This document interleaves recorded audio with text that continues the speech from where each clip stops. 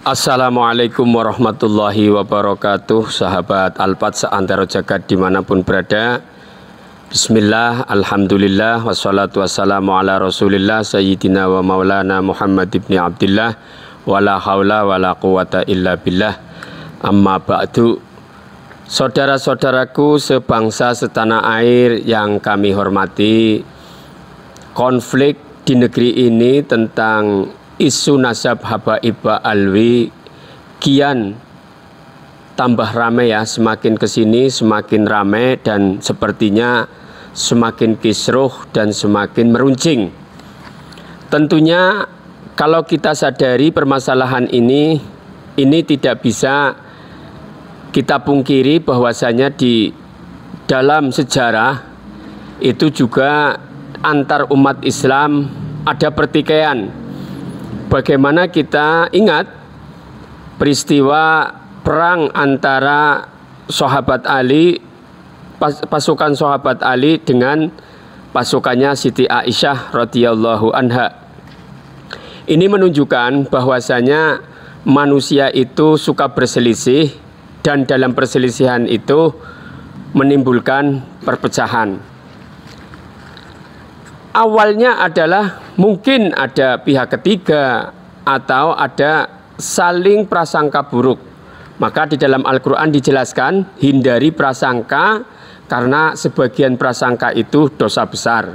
Sebagian besar ya, bukan sebagian besar dari prasangka itu adalah dosa besar.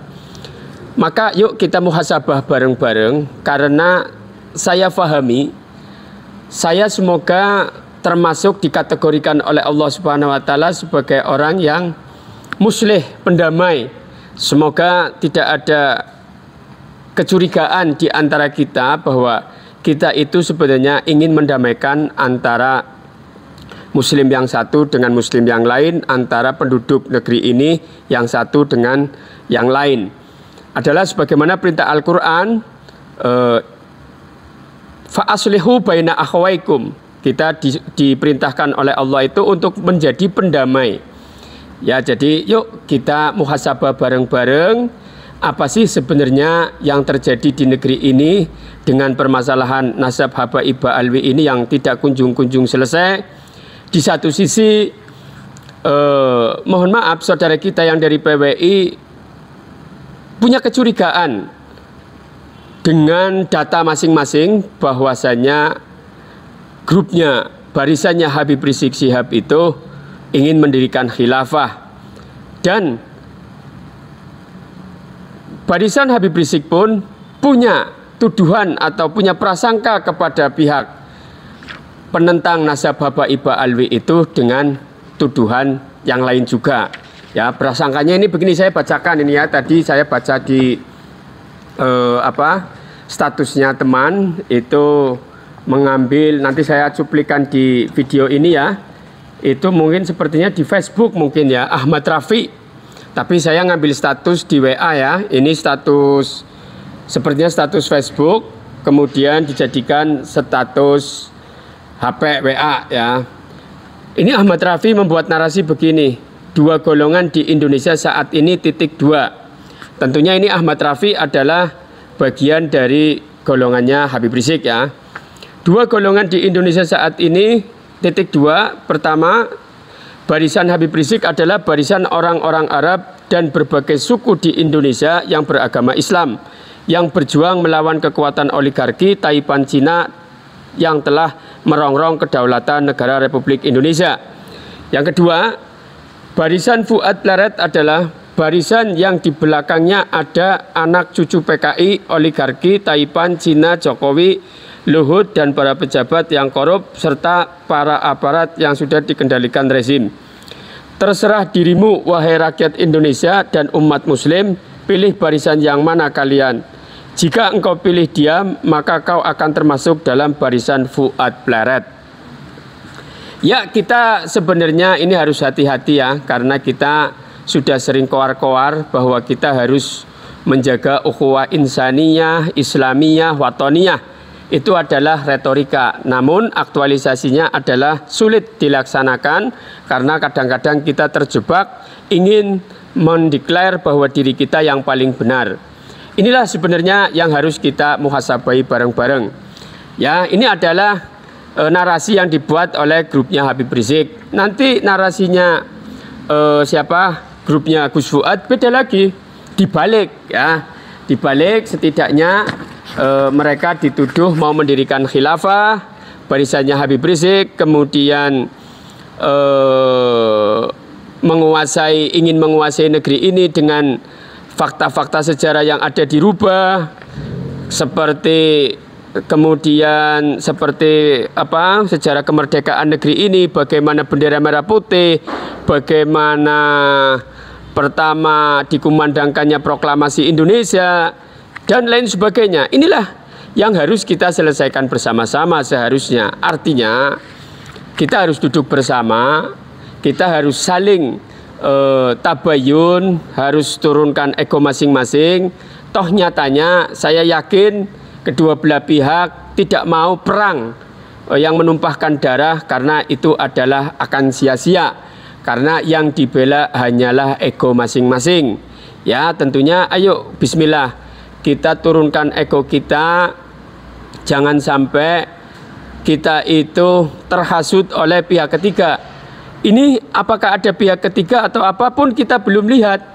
Ya, maka dalam kaidah usul fikih itu dijelaskan, nahnu nahkumu bidzawahir wallahu yahkumu bis-sarair. Cara kita menghakimi seseorang, menghakimi suatu masalah adalah berdasarkan mata zahir yang kita lihat. Kita itu manusia, punya batasan untuk melihat ranah batin. Maka ranah batin itu diserahkan kepada Allah. Maka Islam itu mengajarkan di dalam usul fikih itu bagaimana kita menghakimi sesuatu berdasarkan yang kita lihat. Adalah yang kita lihat apa? Tuduhan-tuduhan bahwa Habib Rizik adalah mau mendirikan khilafah, kemudian barisannya Kiai Imad atau Gus Fuad itu antek PKI. Saya kira masing-masing belum bisa membuktikan. Saya kira ulangi ya, saya kira masing-masing belum bisa membuktikan dengan secara fakta di pengadilan. Tapi bagaimana kita harus mengedepankan husnudzon agar persatuan dan perdamaian itu bisa ditegakkan dan dilaksanakan di negeri ini antara sesama umat muslim, sesama warga negara Indonesia. Yang jelas kita butuh perdamaian agar negara kita itu ekonominya makmur, agar negara kita itu terlepas dari krisis-krisis ekonomi. Tapi saat ini kita terjebak dalam masalah-masalah seperti ini yang akhirnya justru menghambat pertumbuhan ekonomi ya, saya kira. Karena Jenderal Sudirman dulu pernah mengatakan jika kita ingin merdeka maka harus bersatu dulu. Nah, kita persatuannya sedang terancam, maka yang seharusnya adalah kita bagaimana bisa mempertahankan kemerdekaan ini dengan menjaga merawatnya. Kemudian yang salah, akuilah kesalahannya. Bahwa ada banyak kesalahan dari oknum habaib ya, itu harus diakui dong. Ya, baik jadi ada segi khurafatnya, ada yang memanfaatkan nama baik dari Habib itu karena dianggap keturunan Nabi, kemudian memanfaatkan muhibbinnya, itu ada di masyarakat. Tapi sebaliknya lagi, orang yang di luar itu pun harus memaafkan. Ya, harus memaafkan karena perintah Rasulullah adalah ahsin ila man asa'a ilaika. Berbuat baiklah terhadap orang yang berbuat jahat kepadamu. Silman koto'aka, sambunglah silaturahim yang terputus. Wa'fu amman zolamaka, dan memaafkanlah orang yang mendolimi kamu. Kemudian wa ahsin ila man asa'a ilaika, dan berbuat baiklah terhadap orang yang berbuat jahat kepadamu. Kemudian yang terakhir itu nasihat waqulil haq walau ila nafsika. Ya, dari walau ila nafsik. Jadi walaupun terhadap diri kita dituntut untuk berkata yang tegas, berbuat yang benar walaupun untuk diri kita. Itu adalah perintah dari Rasulullah Shallallahu Alaihi Wasallam. Yang jelas kita semuanya diperintahkan oleh Rasulullah itu disuruh berdamai. As-sulhu khair, damai itu lebih baik.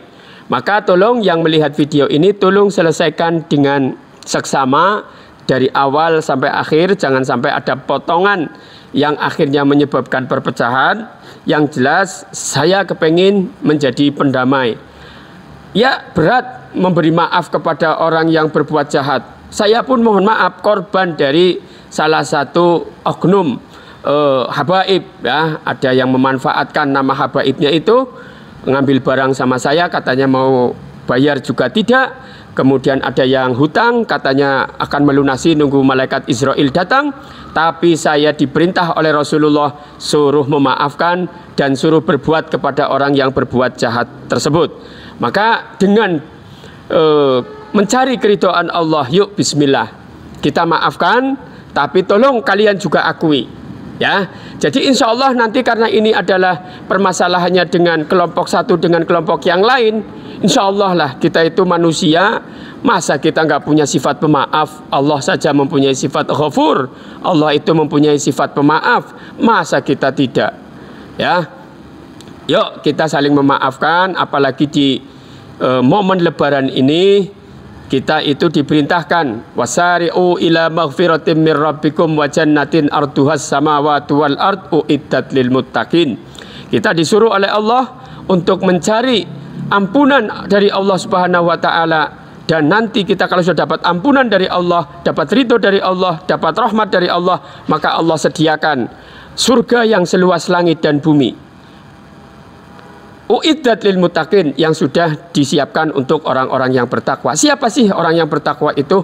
Alladzina yunfikuna fis sarra'i wad dharra'i wal kadhiminal ghaidha wal 'afina 'anil nas wallahu yuhibbul muhsinin. Allahu a'lam.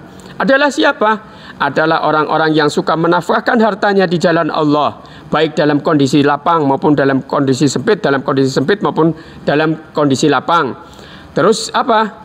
Wal kadhiminal ghaidha, yang menahan amarahnya, ya, yang menahan amarahnya, tidak suka marah. Terus kemudian yang terakhir adalah wal afina anin nas, saling memaafkan. Apapun permasalahan kita dituntut untuk menjaga hablum minan nas. Hablum minallahnya dijaga, hablum minan nasnya wajib dijaga pula.